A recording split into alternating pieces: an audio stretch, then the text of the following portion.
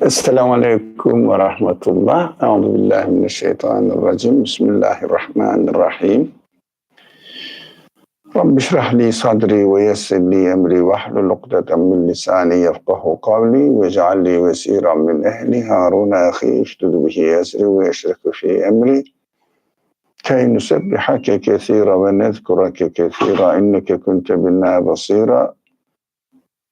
ربنا ظلمنا أنفسنا وإن لم تغفر لنا وترحمنا لنكونن من الخاسرين لا حول ولا قوة إلا بالله العلي العظيم اللهم أنت ربي لا إله إلا أنت خلقتني وأنا عبدك وعلى عهدك ووعدك ما استطعت وأعوذ بك من شر ما صنعت وأبوء لك بنعمتك علي وأبوء بذنبي فاغفر لي فإنه لا يغفر الذنوب إلا أنت وصل اللهم على محمد وعلى آله وأصحابه وأتباعه وسلم والحمد لله رب العالمين.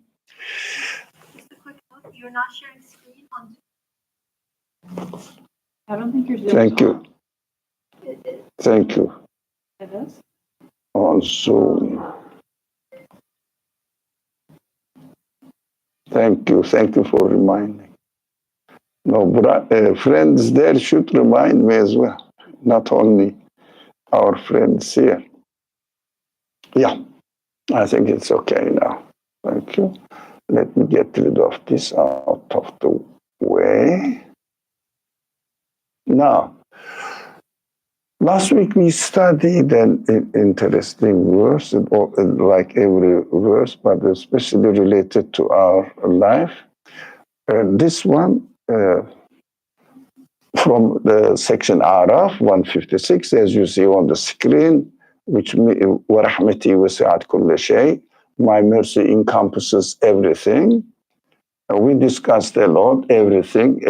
So we said at the end of the discussion, everything is mercy. But there is an hadith. There are related verses, but uses the same type of terminology. That's why I say, okay, we have to. So I have to take this hadith, which says, "Inna rahmati taghlibu qadabi." What do you mean? My mercy verily. What is verily? I don't know why they say keep verily. Definitely, surely, my mercy prevails over my anger. Oh, but the previous verse said, everything is mercy. What's anger? Or what's going on? So, I don't know. Does it bother you? Somehow, God's mercy everywhere, وَسِعَتْ كُلَّ شَيْءٍ. But this hadith says, qadab. Or every day while the Muslims are praying, they say, غَيْرِ الْمَغْضُوبِ عَلَيْهِمْ وَلَا الضَّالِّينَ. Now, please guide us to the perfect way, let's say straight way, means any way which my senses must be directly related to my Creator. So, that is mustaqim, the straight path. That's the Muslims are using the straight path. But the straight path to where? To go to Chicago or what is it? So I question this. So the straight path to connect my being, my existence, my feelings and everything, like my reasoning, directly to my Creator, the source of its existence. So directly, for example, let's say there is a power station here, a kind of power station, nuclear or otherwise, but power station, and here I need light, power station. I don't want to have a long wire going here and there and then go. I want to have a straight connection with it. As far as my feelings are concerned, I want to have direct connection with the source of my existence, my creator. So, straight path. And then there is a exceptional case. What is this? Some says, غَيْرِ الْمَغْضُوبِ عَلَيْهِمْ وَلَا الضَّالِّينَ.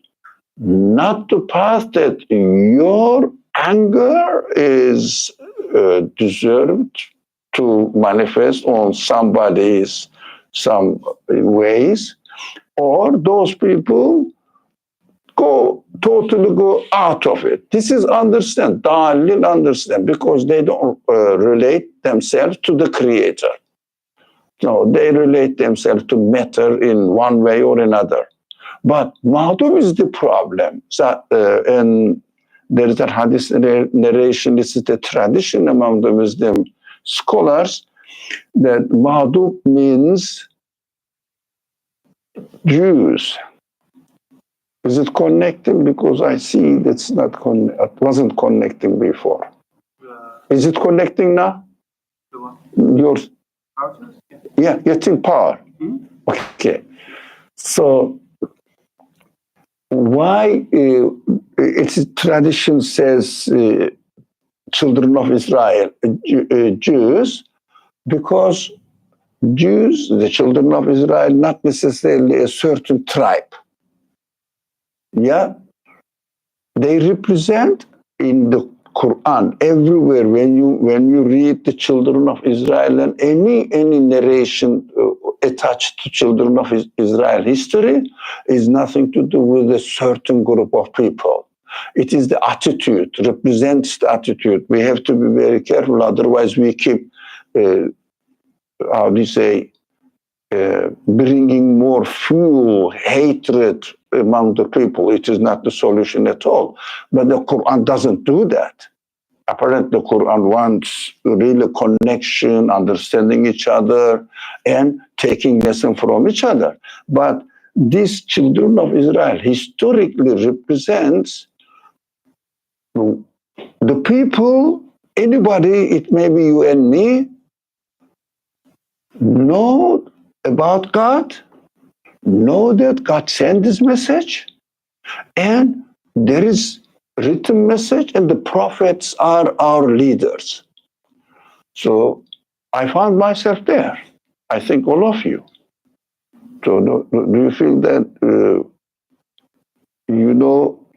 you heard something about the Creator? You heard something that the Creator sends the prophet? You heard something that there is a revelation. We received scripture from received. You are the children of Israel in the Quran. So Muslims are Ahli Kitab, aren't they? Aren't they Ahli Kitab? So children of Israel is presented one of the Ahli Kitab population, people. So Christians are Ahli Kitab. Among the Muslim scholarship, it is consensus, generally accepted. Christians are Ahli Kitab, Jews are Ahli Kitab. Who are else? Some people argue that some sort of Zoroastrian religion and some Eastern religious traditions were used to have scripture, but in the course of time it is just lost. This kind of interpretations, we don't mind. But my problem is, am I one of the children, the people of book?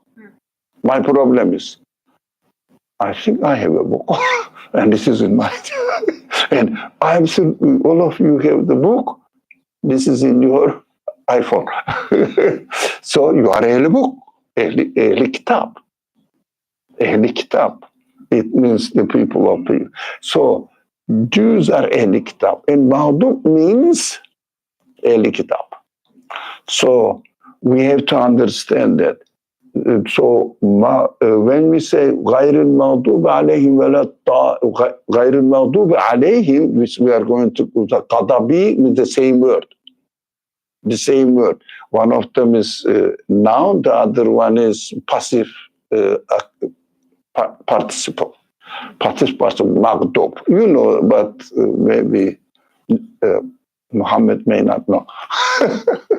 Just that my friend, he understands me. So that's why I'm going there. Maghdub, the one who deserved to be to receive God's, as the translation said, anger.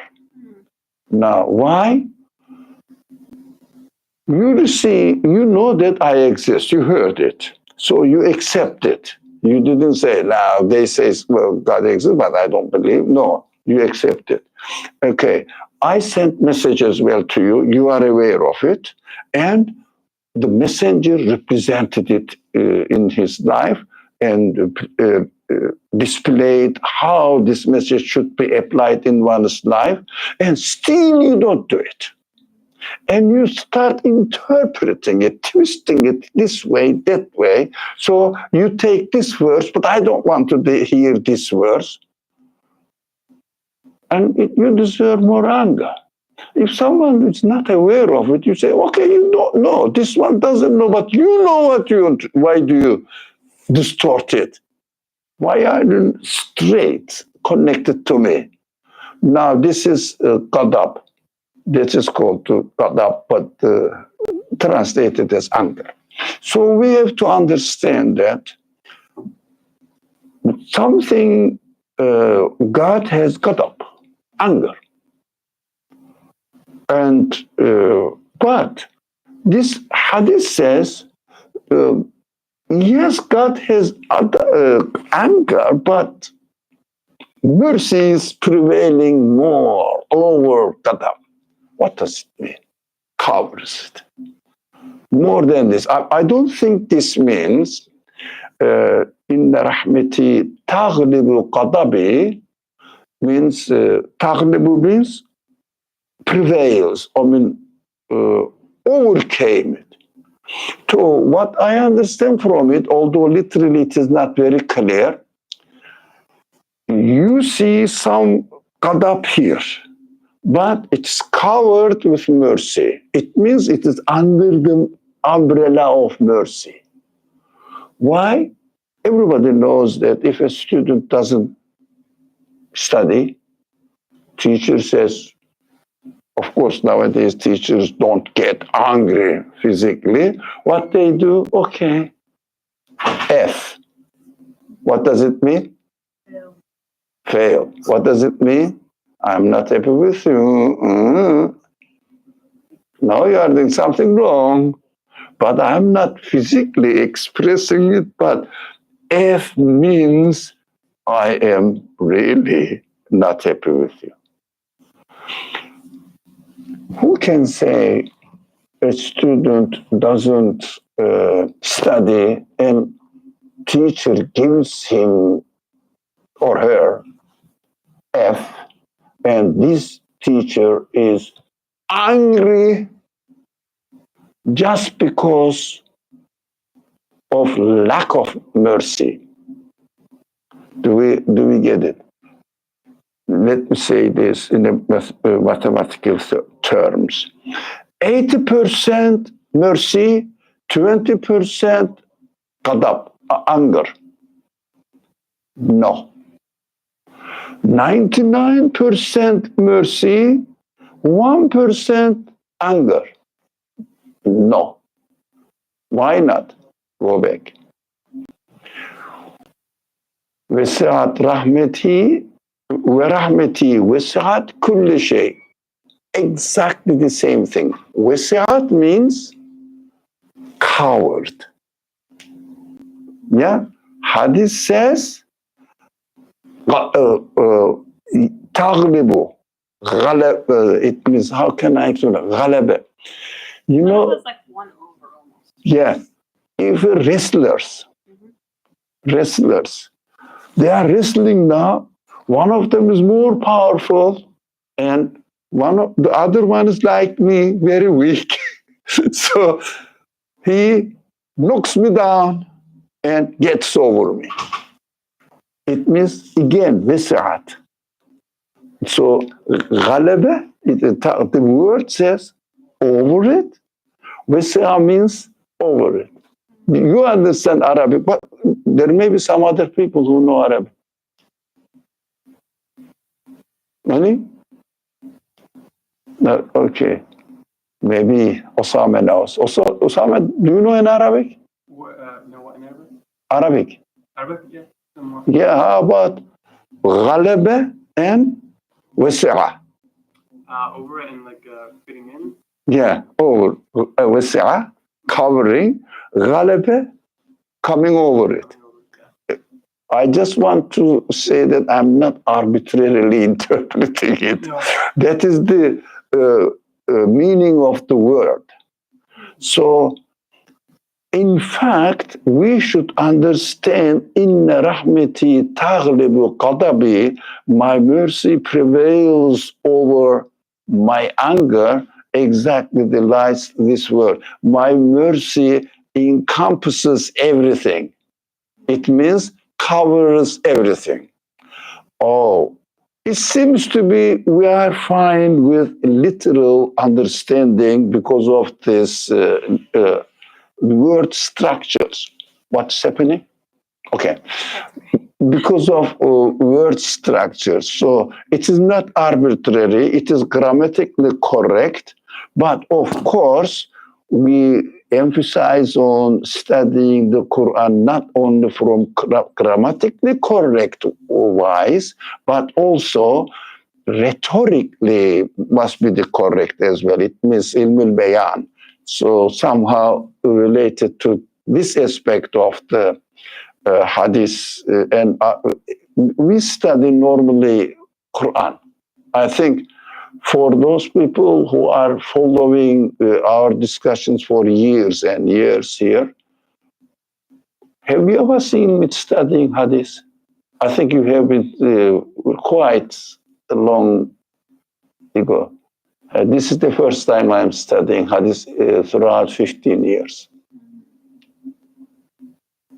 To me, it's something new. For you, it's normal. Everybody studies hadith, and it's easy to study hadith practically. But of course, going into the details is not that easy. So, let's go over the questions that I have on the screen. Why does the Quran mention about God's punishment and hell more than paradise? Now, I'll show you the, last week I mentioned that. I'll show you the exact numbers here. Now, the paradise is mentioned,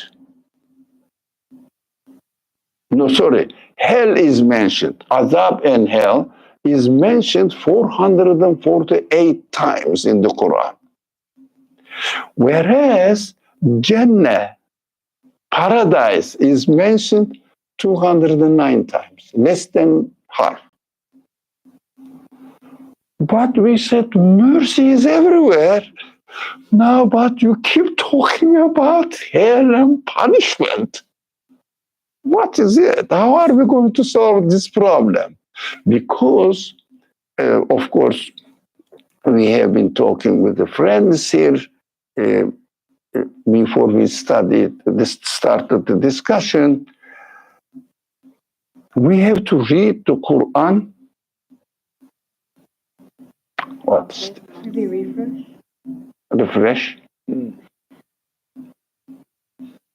Now, we have to read the Quran in order to relate to our present day time problems and solve the problems under the guidance of the Quran.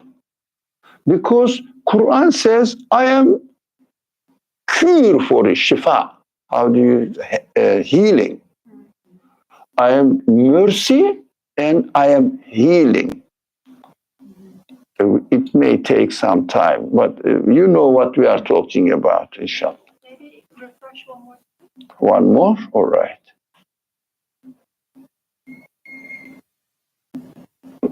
Um, Excuse me, maybe the... Can you if you click on iPhone 4, I opened up my hotspot. Click on iPhone 4. iPhone 4? Yeah. Okay. Let me give you the password. I have it, but okay, go ahead.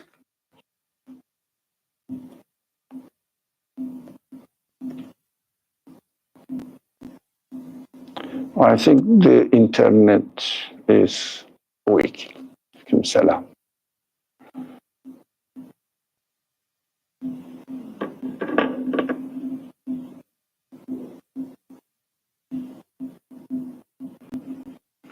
Inshallah, it will come on. So, sorry for this problem. Oh, it says page unresponsive. Page is unresponsive. I don't know why. You just want to quit out of it and open it again? Where? Do you want to open it again, maybe? We just try. One more. Exit, exit, refresh. And refresh doesn't give the option. Press the X X. and then click it again.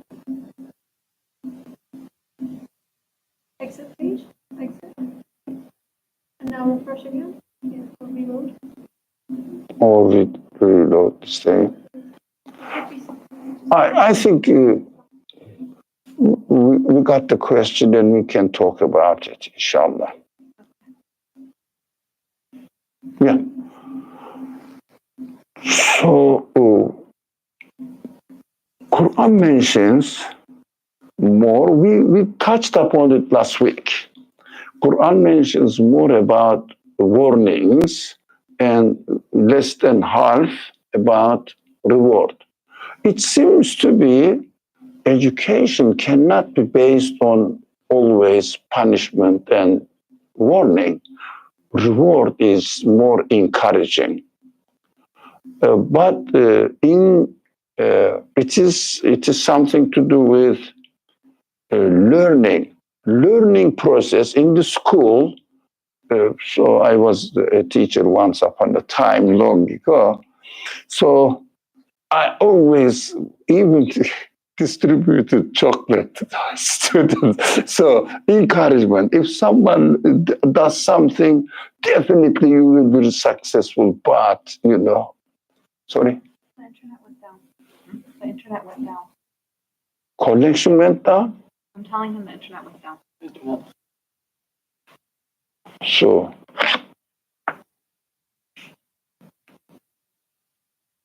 You connected to your iPhone? yeah, I iPhone. removed my iPhone. Yeah. Okay. Do you have the ID and everything? It must be automatic there. I mean, it is there. We used to have it. I mean, we were having it before. It suddenly stopped. Do you think the school stopped? I think it's working right now. Just a moment. Yeah, Okay, it's working now. So the problem is this one is not coming out. This one. It's Google. What's Google is not coming out? All right, let's refresh it. Close this one. And got this one. And from here. Okay. And this one. Double click. Yeah. Let's be patient, Isha. Here we go.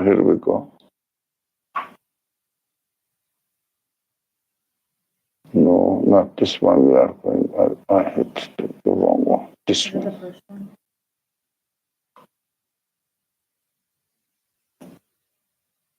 Okay, I think inshallah it will come out. So let's deal with this problem. Now, education, if it is something to learning, then you have to always prefer encouragement. Of course, there will be a flavor of failure as well. It is inevitable. So human beings, if they are not successful in these education institutions anywhere in the world, they don't reward not successful students. It's quite normal.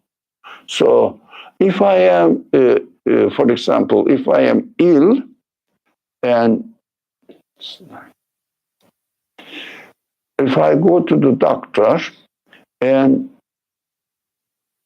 prescribes me medicine, you have to take this, I go and don't take it. What happens?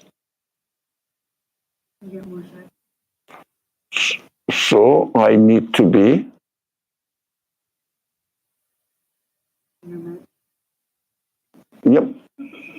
done. So I need to be warned. Look, if you don't take this medicine, you will definitely, let's say, God forbid, you will die. It is life threatening. You have to do it. So it must warn me. If he says, "Oh, you didn't take the medicine. It's all right. I am a compassionate doctor. It is okay." So helps me to die, leads me to my death. Now the Quranic mission is not teaching. We have to understand, not teaching, educating people, training people is not teaching. For example, if you go to the army, example, so you have to take the training. You have to take some sort of exercises or something. Do they allow you not to do it? Have you been to army? For how long? A little bit, I know, just 1 month. So, did you ever dare to reject your commander, what he wants? Obey it? Why? Or you have to. But did they tell you, okay, Muhammad, you're all right. If you don't want to do it, don't do it. Did they tell you this? We have to come in time. We have to come in time, and you have to. There's no option. Now, because the Quran is a spiritual training, not teaching, not education, no, bringing knowledge, transferring knowledge, but spiritual training. That's what we have to read the. Whether you are, I keep telling you, but you may not remember. Slightly more than half of the Quran is about the narrations of the prophetic life examples. They call it prophetic stories. But life examples, because the Prophet Muhammad والسلام's life events also evaluated, analyzed in the Quran in great details.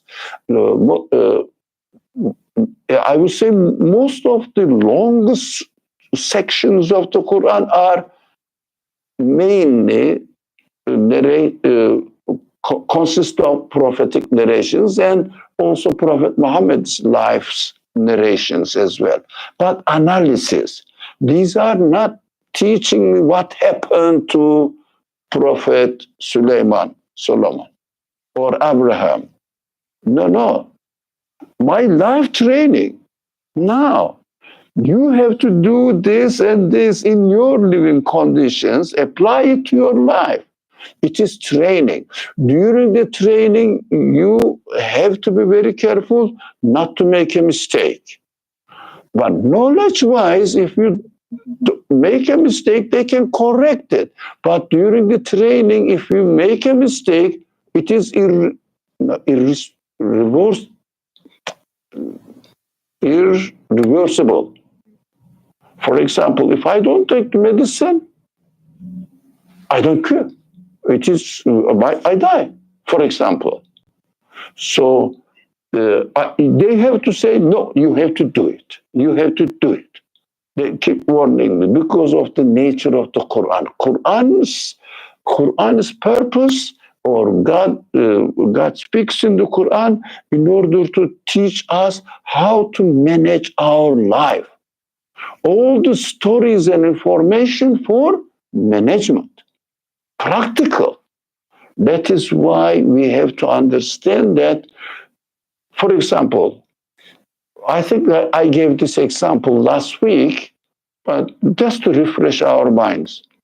You are driving, road is safe, highway, going maybe like some crazy driver, 100 miles per hour. So, do you need road is safe, signals, or do you need there is a sharp turn, slow down? Which one do you need? Sharp turn, or there is something block or dangerous, so stop and go back or take another route. We need warnings. That is practical, not knowledge wise. Knowledge, encouragement, of course, especially children, all grown-ups as well. If somebody tells me, oh, I learned today from the class something, or it was new for me, for example, I get more encouragement. You get the encouragement, encourages me. But if no one, still I believe I have to share the Quran and now today Hadith narrations as directly related to my life, and it must be practical. So I need more warning that, for example, if I'm not really connecting my life, my existence to the source of my life, which means the creator, my creator, then what am I doing? I am relating my life, my existence, either to myself, or to accident, or I don't know. They call it nature. I never believe in nature, anyways. So they don't know what they mean by nature. They don't define nature. That's why I keep telling you, be careful, be careful. They keep saying nature, instinct. They don't define it. Because there is nothing such. There is matter created. That is it. How they are created. All the qualities we see in the matter comes from the source of its existence. So we have to be careful about these tricky languages. So random happenings, as a result of random happening, the perfect order, universe-wise, continuously, never failing, happen to us. We have to be very careful about these kind of languages. So I have to look a reasonable way of explaining my source of existence. What can I relate, or how can I relate my existence so that I can connect my feelings to this source of existence and ask him, why did you give me this sense of satisfaction, this sense of love, this sense of hate, this sense of fear? Why did you give me all this? And he says, okay, I'm going to tell you to take precaution in your life and make sure that you never disconnect your existence to your source of existence. It means your creator, your Rab, your Lord. They say, I don't know what Lord means, but your sustainer, your creator, your maintainer. So you owe your existence to him. This kind of explanations in the Quran we receive. So always feel so great that you are the product, you are the work of the creator of the universe. You are not the work of your parents. Don't be ridiculous. So you have an owner. You have a sustainer that you can trust, who is the one who is the creator of the universe, owner of the universe, and who gave you existence within the context of this universe, so that everything is related to your being. Your feelings are directly related to everywhere, everything in the universe. Every individual can claim, we always say this, every individual can claim that I am,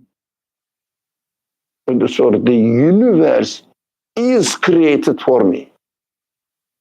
That is how a believer should feel secure in his existence. So everything. So who are you?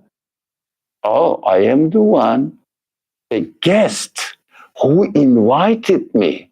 Who's this guest? Not the mayor of New York, the owner of the universe brought me here and said, here is the universe is yours. But don't forget, your life is transient, so it is just temporary. And if you say that the universe itself is going to satisfy me, your feelings will never be satisfied, because I gave you the feelings which infinite need. Who doesn't want perfect, permanent satisfaction? That is what you are given. So the source of existence can do it, but the universe is just your rental house. So you will be taken away from it, but the one who provided this house of the universe for you will take care of after you are taken out of this house of the universe. So he has permanent houses for you. So you receive the message from the Quran, I am going to carry it. I am going to take care of your needs because I am the one who created your feelings. So I am responsible for it. How? You have hearts. You have lungs. Practical example. Do you need air? The whole atmosphere is yours. Wherever you go, it is with you. Don't worry about it. But your feelings are not satisfied here. I know I'm going to die soon. I'm not happy, by the way, but I want to give me, my Creator, give me healthy life as long as you think it is better for me, not me. So I belong to you. So we have to have this consciousness, inshallah. So I'm going to live here. From now on, before I die, I say, what will happen to me after I die? I will disappear, but I don't want to. Who wants to die? And I don't want to. But the people don't ask this. In your profession, people don't ask this. Who gave this sense to me? Sense of security, sense of satisfaction, sense of receiving respect and recognition. That's the problem of this age. Everybody wants to feel great. That is why they don't criticize you, because they don't want themselves to be criticized when they do something wrong. So they say everything is fine with you, but they say, come on, this man is worth nothing. But when they speak to you on your face, it is hypocrisy. So we have to be very careful, and we have to understand that somebody must tell me what is wrong with my connection with my Creator. Quran is doing this warning. If you are not aware of your Lord, your owner, then you are going to fall into a cliff. We need warning there. And not only just on the edge of the cliff, well, long before, so that I have to take another route to be safe. So after passing the hadith narration says this, after passing the last exit, you cannot go back on the highway. You have to continue. It means last exit before the cliff is by age.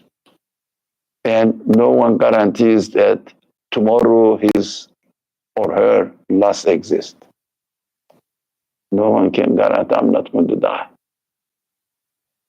I had a friend, I love her. And I knew her family, parents as well, both. She asked, just let me know, like other friends as well. My mother is in intensive care. Please pray. Just want some sort of consolations. Yeah. And a few days later, I had a message. So somebody else said, this friend's father passed away. No, I said, no, the father's the mother, but you don't know. Why? Because I know her mother was in the intensive care. And then I contacted her. She said, yes, my father's passed away. Mother is in the intensive care. Nothing's wrong with the father. Went to the morning prayer and died. And then in the afternoon prayer, Asr prayer, his janazah namaz was performed. We don't know. So last exist, everybody will say last exist is today. As some people remind each other, says, pray as if it is your last prayer. It means last exist. Now, this kind of warning we need. Inshallah, that is essential for us to understand that Quran mentions about God's punishment more than hell because of the nature of Quran's teaching. We have to understand this. Quran's teaching, again, I'm repeating the principle, as a principle, Quran's teaching is not education. Quran's teaching is training, not only information. For example, if a person goes to a school, fails, and doesn't get the degree, it doesn't mean that it is the end of his life or her life. Well, mostly these immigrant Muslims go into driveway in New York, make more money than the professors do. So they say, okay, it wasn't the end of the life. But in connection with connecting our existence to our God is irreplaceable. Yeah, irreplaceable. So it is like in Arabic, irreplaceable. So in the Quranic tajweed also, when there is n lows and follows with ra, it is called irra. This one, inra. So I said, this is like English. The English also has the same thing. That may be human nature. Anyways, it is irreplaceable. You cannot go back. It is too late, always. No, that is the second question. Is the God of the Quran an angry God rather than a loving God? We understood sometimes. For example, as far as the traffic conditions are concerned, this is a simple example. As far as the traffic conditions are concerned, the traffic police or anybody who takes care of this traffic business, as a result of their love for us, they put warnings. You will get it. As a result of that, if they love the drivers, if they don't put the warnings at the dangerous situations, they don't love us. They don't care us. Once a policeman stopped me driving. So he said something, gave my advice, and I said, okay, thank you very much. I know you are warning me because you care me. He said, this is the first time I heard this. No, because you love me, that's why you warn me. You are telling me, don't do this, don't do that. I was driving and eating it. Crazy, but you're not doing this. So he was so pleased. He was so pleased. He said, yes, because we want you to live. That is why I warn you. We will give you a ticket just to have a peaceful life in a city or on the road. That is why. Otherwise, not because we gave you a ticket, because we are angry. So we want your safety. We say to put your belt, for example, seat belt. Why? We want your life to be safe. But if you don't put the belt, I give you a ticket. It seems to me the policeman is angry with me. This is out of love. We have to understand. We have to understand. Anything wrong here? So the consultant, you see, if I give a wrong consultation, I will be responsible. So, so how about experience that I create the dislike? The things are created, and the question is this. We are experiencing many things created, many things happening, and my feelings are rebelling against it. It shouldn't be. Who is creating this? Who is creating the things that we don't like?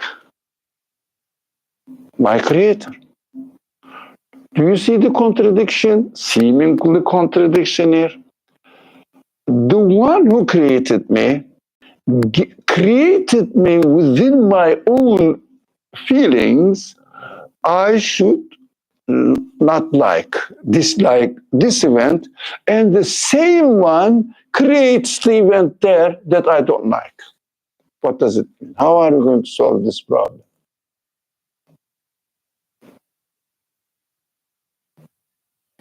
Do you think God is contradicting himself? No, but we see in creation no contradiction. Everything is perfectly aligned, perfectly adjusted, and everything is really in their existence compatible to each other and supporting each other's existence. So what is this contradiction that I dislike and the Creator creates what I don't like, which I say as a result, logically, God created something that he wants me not to like it. Oh, why? I think you want to say, and our friend wants to say something there. Maybe we can start. So from you, okay. Go ahead. Okay. So that time will come, and inshallah, our friend also express her answers. Yeah. I think it's Allah's way of teaching us about himself. He is the expander and the contractor. So, and we learn through opposites. So his reason, or these experiences that we have that we dislike, is also a mercy from him to teach us about both his beautiful and his majestic attributes. That we say, do you think God has two sides? What the previous verse said, وَرَحْمَتِي وَسِعَتْ كُلَّ شَيْءٍ. My mercy encompasses everything. So I don't have two sides. I have only one side, mercy. Yeah. That's only mercy. So what does it mean? So Fatiha is really really, although it is in the narration, heart of the Quran is Yasin, but I see the practically the summary of the whole Quran is in Fatiha. But he says in Fatiha, Alhamdulillahi Rabbil Alameen, it means introduces himself as Allah, Rabbul Alameen. I am the sustainer, taking care of all the world, everything, Alameen, and Ar-Rahman Ar-Rahim. What does it mean? This Alam, this universe is my mercy. But two aspects of mercy. Rahman, mercy. Rahim, mercy. That is not our subject, but two dimensions of everything. For example, creation of the trees are mercy in their creation as useful to our body. For example, cleaning the air and giving fruit, beauty. But Rahim, in the way that the trees are created, you see the absolute power, absolute knowledge, absolute wisdom. So, Rahim side introduces this infinite being. So, I understand that I'm not given only the tree. I am being introduced to the creator of the tree through the qualities manifested in the existence of the tree. Do we get this point? It's very important. So, all creation is nothing but my mercy.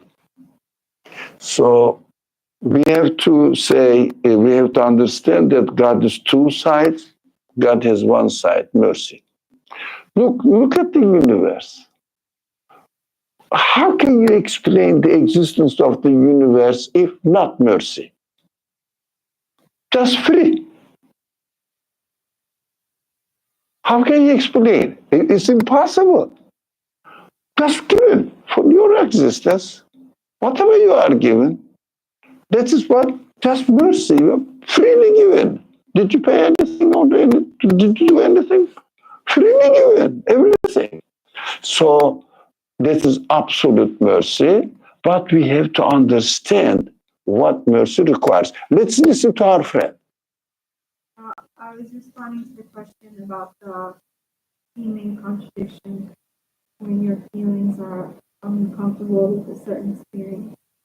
So personally, when I go through that, there is either emotional discomfort on one spectrum or even emotional crisis. So then I think you have to either adjust your attitude. So just adjust your attitude. Or adjust your action to change the experience. Until you get feelings and experience to align. Because you can't stay in that place too long and you come to it. Yeah. So although you are driving fast on the road and you